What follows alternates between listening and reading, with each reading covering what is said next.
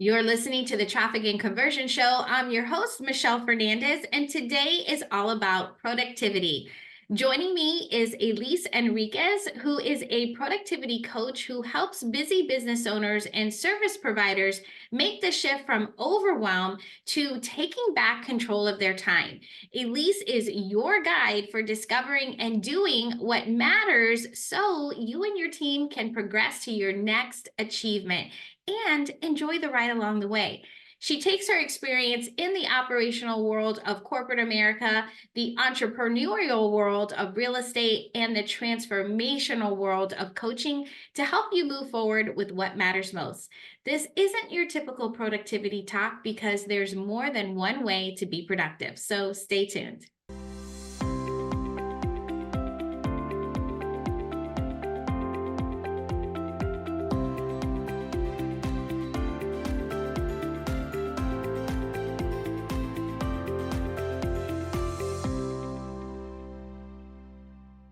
Hey there, welcome back to the show. It's Michelle, and today joining me is Elise Enriquez. Welcome to the show, Elise. Thanks so much for having me. You're one of the few people that does not have to ask me how to pronounce my last name. Our last names are somewhat, the sisters of each other. That's so fun. I was going to ask you how to pronounce Elise, but then I'm like, I think I got that. You got it. Never You know. just go for it. Sometimes they say it a little different. I'm so glad that you're here. We were just chatting before we started. We have a mutual friend that connected us, and I'm so excited because I heard so many great things about you, and I can't wait to dive in. So Likewise. Thank can you you. tell us a little bit about yourself, like what you do, who you serve, all that kind of stuff? Yeah. So I'm a productivity coach and consultant for women business owners. I love working with women who are either a team of one up to a team of 10. And really, it's just about helping them to make progress on what matters most to them, figuring out how to do that, and then to get the simple systems in place to support whatever that looks like for them. I think there's a lot of chatter out there and expectations that people can set about what success should look like as a business owner. Mhm. And I feel strongly we get to create that definition for ourselves. And so I'm like, all right, let's create that for you and then figure out how to actually get after it and enjoy the journey while you're at it. Yeah, I know for some people, when they, like my husband, for example, he'll come in my office and I'll have my calendar open and it's like blocks of time and it's different colors and he'll just literally walk out because he's like, I can't, I'm like, where are you going? He's like, I saw your calendar. I can't even deal with it, because some people's, I guess the way their brains work, it doesn't always work that way. However, when you have like these systems and stuff in place, or how they say the structure gives you freedom, like that type of thing. Yes. So it's I guess my brain works like that. So whenever I try to tell somebody that's not like that, then they don't get it. But I know it's a thing and it definitely Yeah. works. How did you get into this productivity coaching? Yeah, I've been a coach for almost 15 years. Started out as a life coach because that's what everybody did back then. I just knew I wanted to help people, and I went through and got training and certified and did all of that stuff. And eventually, within the first year or two, was like, oh, entrepreneurs, those are my people. I thought I was going to do like career transitions for people in corporate America because that's who I was. I had been at Microsoft for years and finally left. And so I thought, I'm going to help people, leave the big corporations and do what they want to do. But then I found entrepreneurs through networking, like BNI and all that kind of stuff. I was like, oh, these are my people because they have all of that freedom and flexibility. They get to decide what they want to do. They get to decide what their dreams and goals are, but they don't have the structure and they don't always have the support and they don't always have the discipline to stay on track on the thing that they say they really want to do. And so over time, that's what I happened was I just started coaching entrepreneurs, and then more specifically productivity came about 7 years ago because I was navigating a divorce. And I realized that I had set up all of these systems that supported me in a way that I could keep my business going and actually even thrive in my business during a major upheaval in my personal life. And it wasn't until I started dating somebody else and they kind of saw the behind the scenes of my systems, or they're like, whoa, you're like really organized. Whoa, like how do you do this? And I was kind of helping my clients a little bit with that, but I never let my freak flag fly per se on what a like productivity, like organized dork I was. And so after a while, I was like, oh, people need help with that. Like it's hard sometimes for people to see the big picture. and where they want to go when the ground level of daily life is just absolute chaos and overwhelm. And Mhm. so I realized I could actually help them go farther in that big picture if I could help them calm down their current day-to-day life, because then their brain could be freed up, right, to dream and come up with what they wanted to do next. Oh, I love the way you said that. So first, can we just rewind? What did you do at Microsoft? So I was in the online advertising division at MSN.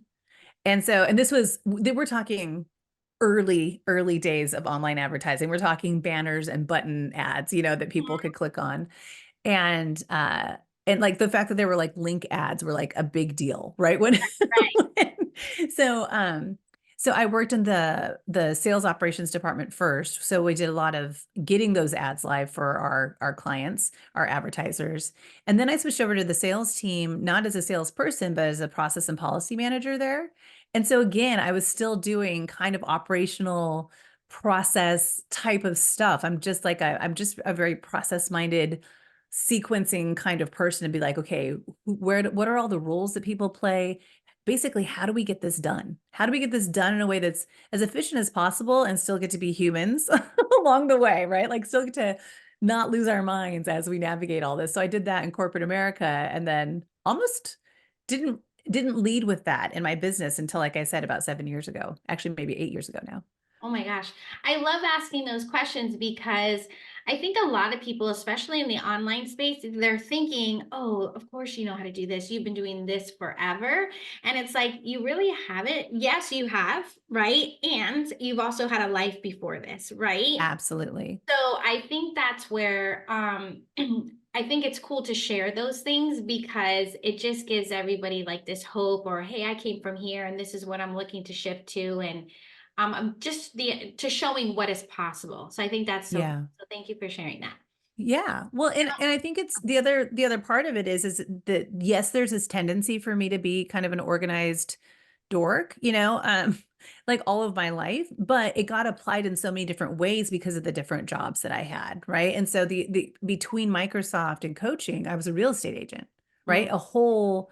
Where I had to be more of a salesperson, right? And I had to learn about sales and have systems to support me in that as well, and training on that, right? And so yeah, I feel like all of it feeds into where we're at now. So I'm glad that you asked that and that you surfaced that, because that is important, that every step of our journey, gets us to where we are now. All the failures, all the lessons learned, all the successes. exactly. And I just want to add one more thing because I am older. And I think a lot of times, when you get into like your 40s, late 40s, 50s, you're like, oh, this is not going to happen, or I'm too old to start something new. And it's like, I started this when I was 42 or 43.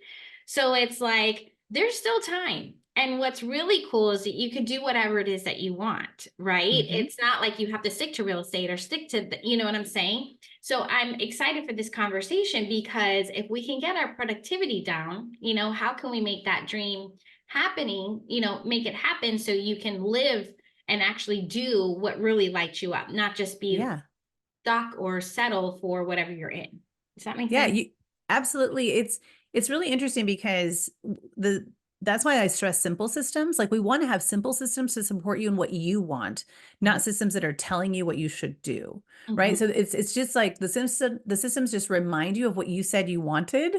And then you get to deal with that every day to say, like, is this still what I want today? And if not, then that's okay. Right. And when they're set up in a way that supports you and how you operate and who you are, then when you want to make a pivot, the pivots aren't as hard because the system is there and you're just kind of tweaking the system to Right. support the new thing you're going after. And that actually happened with my wife. So when she was a licensed massage practitioner, then like for years and years was an instructor in the massage industry, then went on to teach massage teachers. And this is all in the time I knew her, she transitioned to teaching massage teachers. And that's when we set up her system.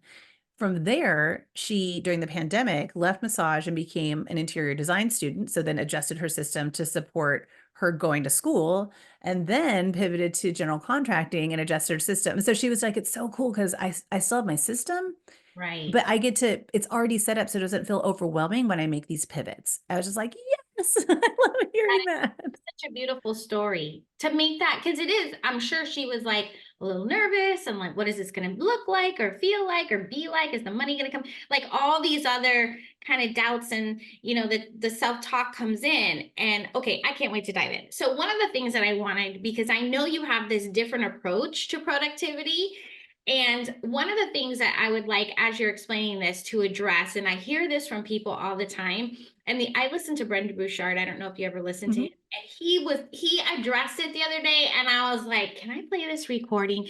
Because there's people that say, and I've been guilty of saying it too, I'm more conscious of it now, is like, oh, you don't understand. Like, you don't understand, I'm Mm. so busy. Or you don't understand because I have kids. It's like other people have kids, or you don't understand, like, okay, other people have complaining, other people have a spouse, other people, you know what I'm saying? But it's like that feeling of you don't understand, like I have it worse than everybody else, and therefore I cannot do whatever, Mhm. right? So can you kind of dive into your different approach and then maybe address that a little bit? Sure, sure. The you don't understand gets me too. That's so funny that you're saying that. So at the highest level, when I talk about productivity, I really do define it as making progress on what matters most. So yes, there's tools and systems to support you, but it is not that the things you check off your list determine whether or not you're productive, right? Are the right things on the list to begin with? Do Mhm, you know what matters most to you? And then are you making progress on those things? Are you prioritizing those things? So it's making progress on what matters most, right? While still enjoying the people, experiences, and opportunities that are all around you, which means your brain needs to be freed up to be wherever your body is. Because I don't know about you, but there were times, and sometimes will still have these times in our lives because things will happen that cause overwhelm. But where I could be at dinner and my brain was somewhere else. I could be at dinner with my family and my brain is somewhere else. I could be at work and my brain is on home stuff, right? And so it's just like, okay, like how can we make it so your brain and your body are in the same place, experiencing what's actually around you? And you're still able to get stuff done, right? And you're still able to make that progress. Because I don't know about you, but like I feel like life is like we get this one brief, brilliant, beautiful life. No mhm, matter what you believe spiritually, this is the only one that we're aware of, right? So if you believe in an afterlife, if you think we get extra lives, like whatever you believe, right? This is the one that we get to experience. So it better be good. So how can we go after what we want to go after and still enjoy the journey along the way? So mhm, that's the productivity part of it and really just kind of anchoring in that definition.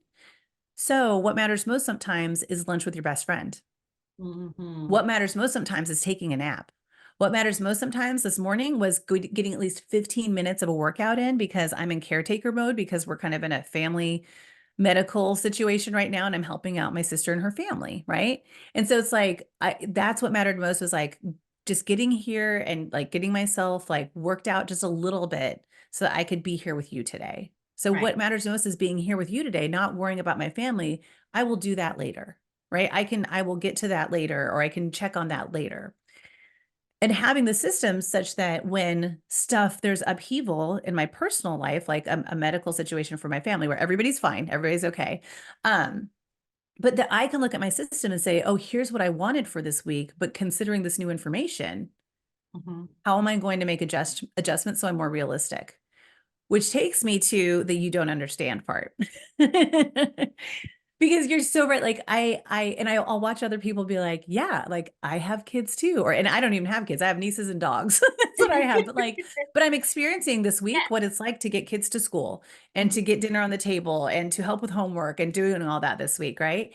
Um, and I'm not saying, oh, you don't understand, it's a crazy week.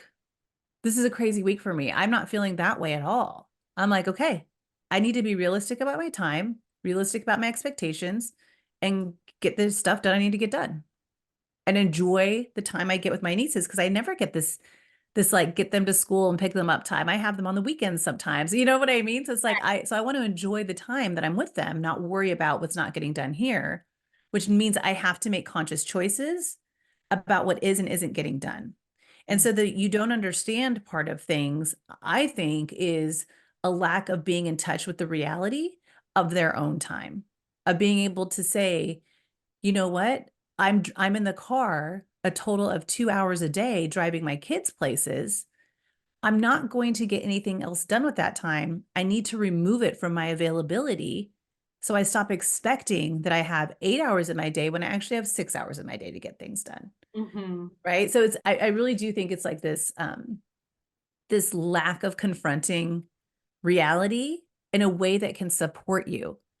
It doesn't have to make you feel bad to not, because that's the other one is you don't understand and I don't have enough time. I'm so Right. busy, like all that cluster, right? And so to me, I'm like, I want you to be painfully realistic about your time while Mm-hmm. still being optimistic about, while still being not even optimistic, but aspirational about what you're going to create in the world and realistic about your time. And when you do that, that forces prioritization. Yeah. Because that's what people need. Like we can have all the tools and tricks and tips around productivity, but when it gets down to it, it's going to be prioritizing how you're going to spend your time. And Mm-hmm. that you feel just as like I say my weird goal for people is to feel just as good about what's not getting done as you do about what is getting done. Hmm. Because it's conscious. It was a choice you made. I'm not going to work on that this week Right. because I'm working on these things. So it's a choice rather than chaos where you're reacting to things and stuff just doesn't get done and then you feel bad. Mm-hmm. Yes. And I hear what you're saying on that because sometimes I know this sounds crazy. I'm like, oh, I have to do this, I have to do this. But when I write it down and I put it on a different day, it's like such relief because Yeah. then I number one know I'm not going to forget about it, and then I know I put a date on it. So you know what I'm saying? I'm still going to get to it, but it is a relief that I don't have to do it right now. I wanted to ask you something because you mentioned this. Isn't the car rides with the kids amazing, especially like after school and they're like, this is what happened today, and then it's almost like they have the morning ride is usually quiet because sometimes Yes. the kids they're still a little sleepy, and then the afternoon it's like, oh my gosh, do you hear all about the day? It's such a different experience. It's um special. It's really right? special. I just love it. I miss those days. But anyway, so what I was gonna say was this is what happens to me, and maybe it happens to other people too, and you know how to address it. So sometimes like my mom will call me during the day, or my mother-in-law lives with me, and I am so like, I gotta get this done, and they interrupt my Mm. time, right? Mm-hmm.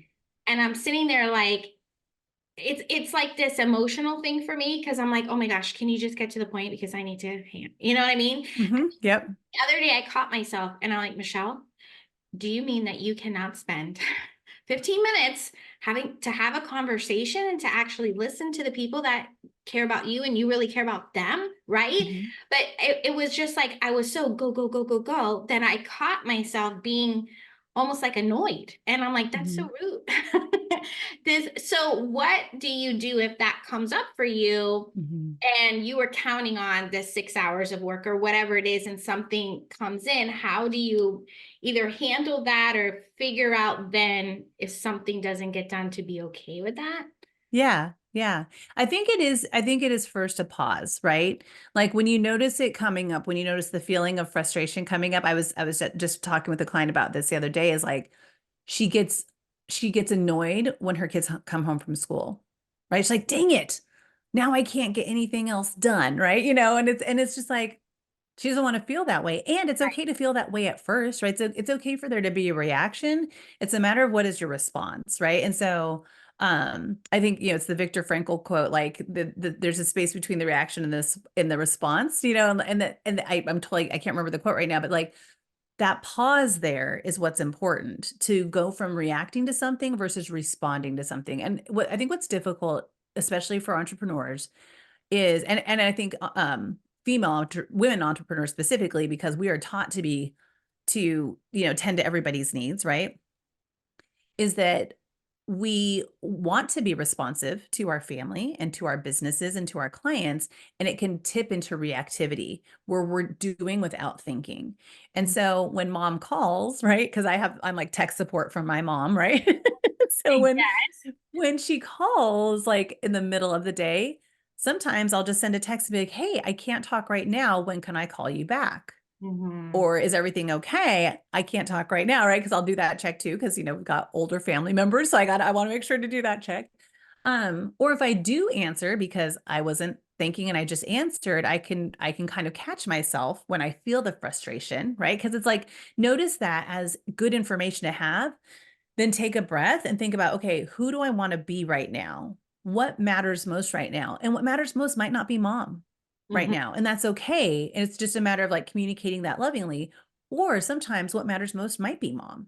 Right. right? There could be a situation where mom needs urgent help with something, even if it's not like an emergency, but she's like, one of them recently was like, she needed to print this form because she was headed to the doctor and she thought she had it and she didn't have it, And so I was like, okay, this matters most right now because I want my mom to be able to go to the doctor fully prepared, like Right. that kind of Right. thing. And so I think it really does come back to when you start your day with a clear idea of your top priorities, when interruptions come, you can look at your priorities that you established and the interruption that's in front of you and decide, do I want to engage with this interruption or not? Because Mhm. interruptions are neutral. They're not good or bad. They just are, right? Right. And we get to decide if we're going to engage with them or not. And Mhm. what I notice is that the people who feel least productive, who feel most frustrated with this kind of thing, is because they are just engaging with every interruption that comes in instead of saying having a place to hold those interruptions until they can get to them, right? To be able to say, okay, I need to put it on my list to call mom back. I need to, like, okay, sure, they need the permission slip, but not today. They don't need that permission slip till Friday. So I'm going to stick that in what I call my bonus brain. All of this stuff goes into my bonus brain and I will deal with it on Friday. Mhm. Right? Like having the system to toss things into, but also the way for it to pop up in front of you again when you want it in front of you again. And that's not going to be on a sticky note and it's not going to be on a piece of paper. It might be initially, but getting it into an actual system that can be in front of you, prompt you when you need to be prompted is going to be most important for managing all those interruptions. I love it. What are some like either common challenges or something else that comes up that also causes people to either fall behind, or what can we do to improve our productivity? Yeah. The the thing that can lead to the most improvement with like that seems so simple and I'm telling you is so hard for people to do is to be able to say, what is the next step I need to take? This thing is so important to me. Let's say somebody wants to start a podcast, right? They're listening to you all the time and they're like, "Oh my gosh, I love her podcast. I want to have a podcast. Michelle's amazing, I'm going to start a podcast." And they're like, "Okay, so they just have on their list over and over again, start a podcast or podcast question mark?" So, the kind of magic question or the kind of pain in the butt question I'm always asking people is, "Okay, if you had nothing else to do today, but make progress on starting a podcast, what would be the very next thing I would walk in and see you doing?" So it's a physical, visible action, right? So they're not just going to be thinking about starting a podcast. Maybe they're going to research podcasts. Maybe they're going to Google, how do I start a podcast? Maybe they're going to research, they're going to look into like, what kind of equipment do I need? They're going to figure out like, how do I actually get a podcast to get onto people's phones? Like, how do I get a Right. podcast out there? But what is the next physical, visible thing I could walk in and see you doing to make progress on this thing? And that is, I'm telling you, the hardest thing for smart people to do. It's so hard. Like we know when we know what we're doing, we think too many steps ahead. When we don't know what we're doing, we're overwhelmed by all the steps. And Right. so it's hard to just say, what is the very next step I need to take? Right. And once we figure that out, they make progress. And it's Exactly. like, look, all of a sudden, and they think that's not gonna be enough progress, but then they feel excited because they made progress. And now we've got the wheels turning, right? Yeah, I love that because even like you said, whether even when you know what you're doing and you know the steps, it gets overwhelming of all the steps. So Yeah. because I started a new platform for marketing, it's like an all-in-one marketing tool where you can build your funnels, your websites, your emails, all the things, right? And there's a lot. And then my friend the other day was like, "So when are you gonna officially launch?" Because like people are buying and coming in, but I haven't done an official launch. And I was like, because there's so many things to do, and so every Hmm. day I do just tell myself, okay, what is the one thing at least that I'm gonna move? Because then you're right. At the end of the week, at the end of the month, how much momentum you've built, unless you're just sitting there back and forth with yourself, you're not going to get anything done, right? Hmm. So definitely, definitely. Okay, so what are some of the productivity tools or apps or something that you recommend, whether it be for marketers or just online business owners, to really improve Hmm. their organization and their efficiency? Because efficiency Yeah. is big. We're talking about Yes. being organized, and this, in case not everybody knows, it does lead to efficiency, which means like more profit, more revenue, right? Because it's less of your time doing those things. So, which ones do you recommend? Yeah. So at the highest level, I recommend the simplest tools possible, right? To get started.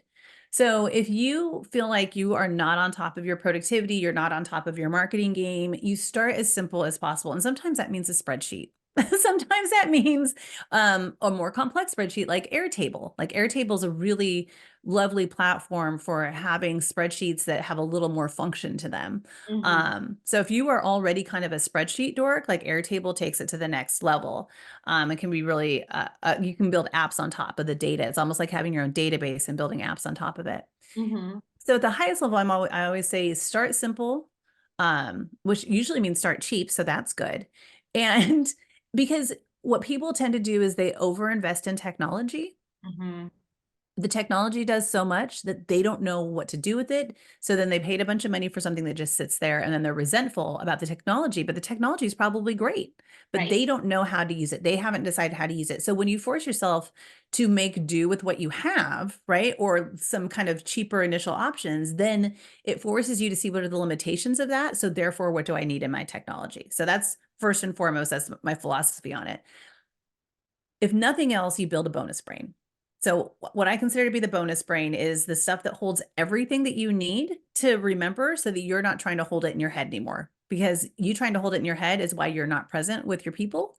It's why you're not present with yourself. It's why you don't sleep. It's like all of those things. So being able to get everything out of your head in a place you trust, which I call the bonus brain, is really important. So that means a calendar, one calendar that holds everything, which, most of your people are working for themselves. So hopefully they can actually do that. It's different when you work for an organization, but one calendar that holds personal and professional, everything. And that can just be as simple as a Google Calendar or your Outlook calendar or, your Outlook.com calendar, whatever it might be, your iPhone calendar, but everything is in one place, in one calendar, so that you see the reality of your time, including picking up and dropping off the kids or the vet appointments or the whatever it might be, and tech support time for mom. Um, the other thing is to have a place to hold all the stuff that comes into your brain, into your life, into your email box, and get all of that in one place that you trust as well. I happen to use an app called GQs. And I can send you a link for it, but it's GQUEUES. It works with Google products, and it's basically my project management and task app. It's super cheap. It's super simple, but you can make it kind of as complex as you want to in terms of how you label and tag and organize things.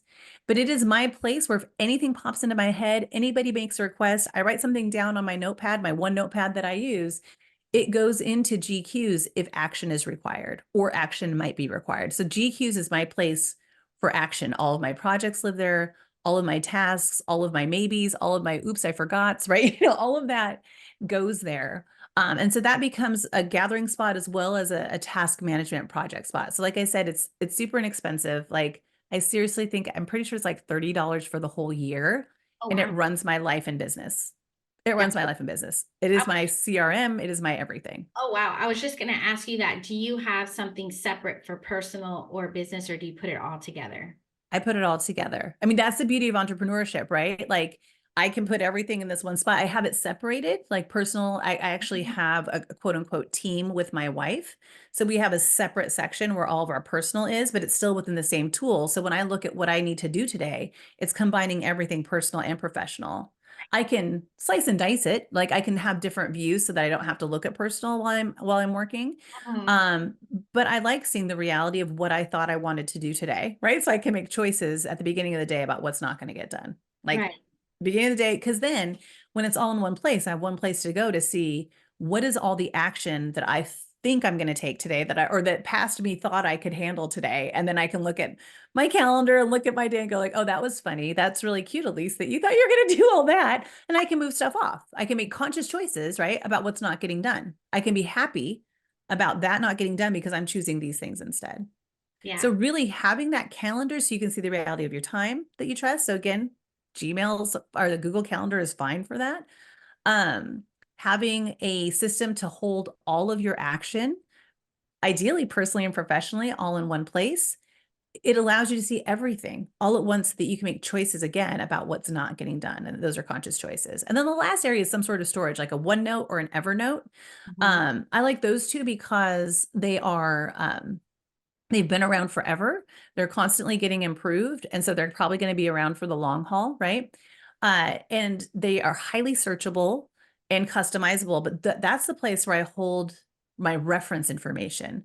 Like my Evernote is open at all times because there's links like here's a link to book a session with me. Here's a link for the next thing that I'm hosting. Like all of those things are in my Evernote so that I'm not having to log into another tool to find that link that I need. It's like Evernote just holds everything that I might need to have I kind of call it quick reference for, like something I need to like copy and paste into an email to somebody, or like right now it's open over there. My Evernote page is the hex code for the color pink that I use on my website, and I'm working on a page, and so I need that hex code, right? And so all of that's in Evernote, so it's highly searchable and easy. So I consider that to be like my reference Mhm. area that is just at my fingertips all the time, and it syncs to my phone as does OneNote. So having that rounds out the bonus brain, the calendar, the gathering spots to hold everything at bay until you can get to them, your task list, and then having those storage or quick reference spaces.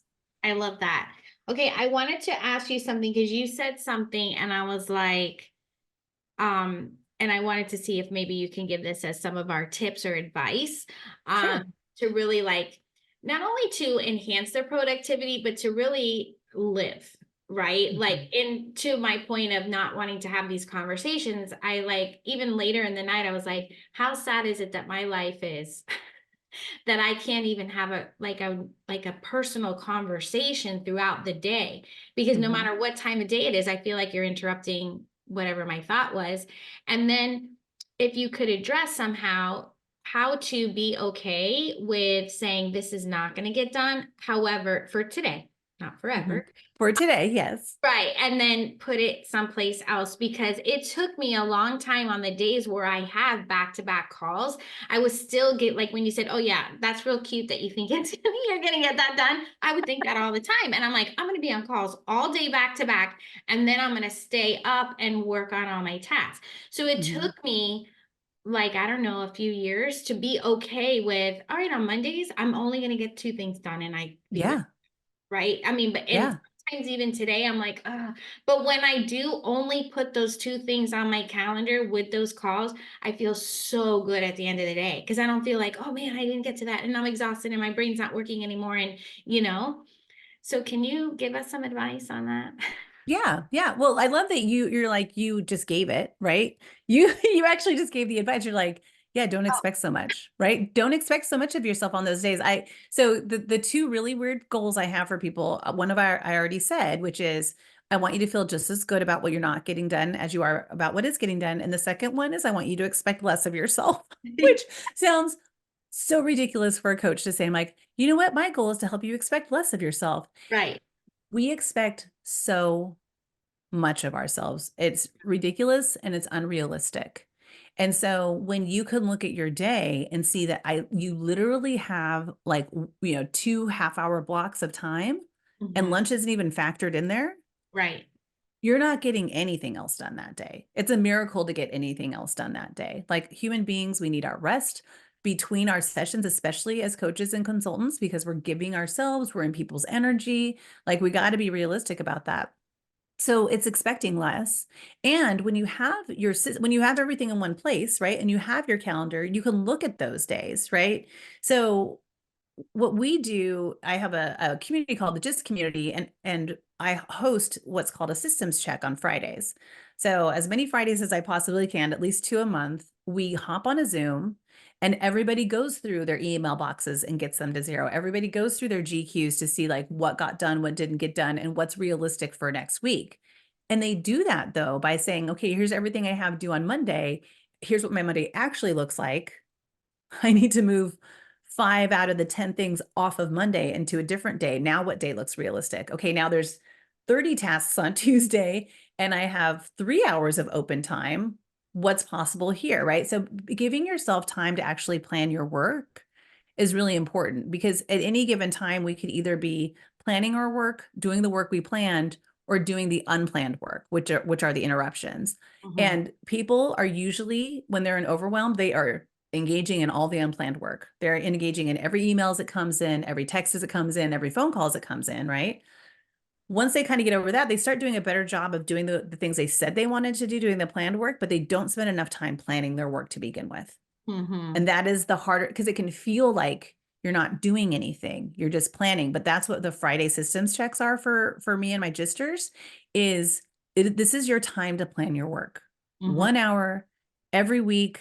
I'm like playing music. They're just like getting through everything, right? But this is your time to get everything known again and get everything decided again so that when you hit the ground running on Monday, you've Mm-hmm. got a pretty good draft of how things are likely going to go until the interruptions come in, right? And then you get to decide, these were my priorities for Monday. When these interruptions come in, am I going to engage with that interruption or not? Mm-hmm. Or can I save it till Friday when I handle all my stuff? Or do I put it in my system for tomorrow because it has to happen before Friday, right? But it's just having that way. I really stress the idea of having your systems support you. They are meant to support you, not stress you out. So if your systems aren't supporting you, we got to figure out how to make some tweaks so that you feel more supported. I love that. Systems that support you. Yes, because I think a lot of times, especially when clients get involved, if you that's what you do with our kids, it's like it's almost like the tail wagging the dog, right? It's Yes. you're allowing all these other things, but if you know that this happens and set those boundaries, you know what I mean? Then that kind of makes you feel better and less stress, and then you can actually enjoy your time off, right? And be okay Yeah. with, okay, I'm gonna get in the car and go pick Yes. up the kids, right? And it's Yeah. such a relief to be present with the people that you love and care about. You know, they Yeah. seen, heard just like you do, right? So it's kind of like, thank you for sharing that, because that is very I think a lot of people miss out on that. And my like the other night, my friend, I hope, well, I won't say her name, but I hope she's okay with me sharing this, because she's like, oh my gosh, she sends me a text, I'm gonna lose it. And I said, what's going on? She's like, and she sends me a picture, and it's like the kids are sitting on top of her, you know, she's trying to work on her laptop on the Mhm. sofa. She's got her kids on top, the dog's on top, and I'm like, oh my gosh, that is so awesome. I'm like, you better enjoy that, because before you know it, they're going to be off to college and moved away, because that's where my Yeah. kids are, right? They're out of college, they're living in different cities, and I'm like, you are going to so cherish this time. And then she was like, thank you, Yeah. because You're like, close that laptop, close it right exactly. now. I'm like, just soak it up. So like soak it in. But it was like that Mhm. reminder, because you do get on this thing and you have to learn to just, and if, like you say, if you have the systems or know what you have to do, then you're like, okay, I'm good. You know what I mean? It's hard to break away. I understand that. Well, And and to be realistic about your own wiring and your family's wiring, right? Like if your kids are at an age where they are not going to leave you alone, don't expect them to leave you alone and right, know that that time is no like that you have to stop work before they get home, right. right? Or have somebody to support them until you can wrap things up. Like just accept that. It's a season. It's a season of life. And like you said, like, and that's how I'm with my nieces right now. They're 8 and 10. And like people are like, you guys are all really close. I'm like, they actually want to be with us right now. Exactly. So yeah, our vacations are vacations with them right now. Like I, whatever they want to do, I want to do while I can, right? And if they're going to be here at the house, like rarely am I going to think that I can work. Like if my wife's here and she can, take care of them, then I can, have a session or I can, do a podcast recording or something like that. But like other than that, I know I want to be with them at Exactly. that point because I'm not a parent. Right. And so to get the kid time, I want to have that focused kid time with them. So it's really being honest with yourself about how are you when people are around? And if you can't zone people out and they're not going to leave you alone, then don't expect to be doing anything. Yes. Don't count on that time anymore. Right. Right. And like you're saying, it's like there's going to be a time where they're not going to want you that much. They're Exactly. not going to need you that much. So that can Exactly. be your time. Exactly. And then, you know, and even just talking this out loud, which we could probably have a whole other podcast on, but it's even more than just the kids. It's your spouse, right? Yeah. It's your parents, you know, your aunts, uncles, whatever, whoever it is in your life, because all of that is, I don't want to say get to be morbid, but I am going to say a but there. Um, you know, it's when you said like talking about living more fulfilling lives. That is what life is about, is your Mhm. relationships, your friendships, whatever that is with the people who you really want to be with. So it's really about honing in on your productivity to be able to do that. Yes, to support a life that you actually love, not building the life that you're going to love, but love the life that you're actually in. I've watched because I was part of the real estate world for a while, and I was surrounded by real estate and brokers and stuff like that. I used to be married to a mortgage broker. There's kind of a mentality in that space that's more, more, more, more, never enough kind of thing. And so then they're striving at the expense of their relationships. They're Yep. striving and trying to go after the next big number, and they're losing touch with the people around them. And I mean, it's what happened in my marriage, and it was, but also seeing it everywhere. And it just made me so sad because I was just like, when my first niece was born, I'm like, I'm not missing out on this. I Mm-hmm. am not missing out on this. There is no dollar amount worth it to me to miss out on having her burp up on me.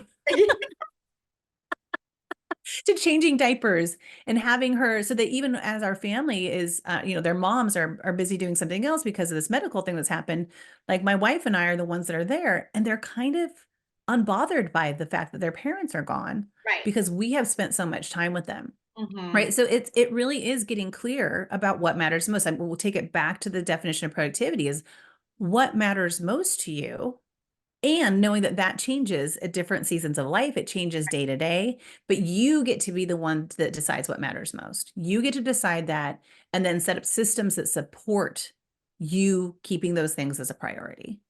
I love it. I love it. Okay, let's get into what I call Michelle's Hot Minute. I'm Oh, going to ask you a few rapid fire questions. So just answer okay. the first thing that comes to your mind. Okay, ready? Yes. Okay, what has taken you the longest to get good or decent at? Boundary setting. What is your guilty pleasure? Uh, oh, it's a toss up between like good TV, like and baked goods. I love it. When someone finds out about what you do, what is the first question they ask you? They usually ask me kind of things like it's always around like being like super organized and, oh, I bet you have a lot of checklists kind of thing. And I'm like, oh, Yeah. that's not what I do. What is your favorite way to distress? Chatting with my wife, we really just enjoy, we're like each other's best friends. And so just being able to like talk through our day or talk through what's going on, it's just like Oh, the I love stress that. just falls away. What do you wish someone taught you a long time ago?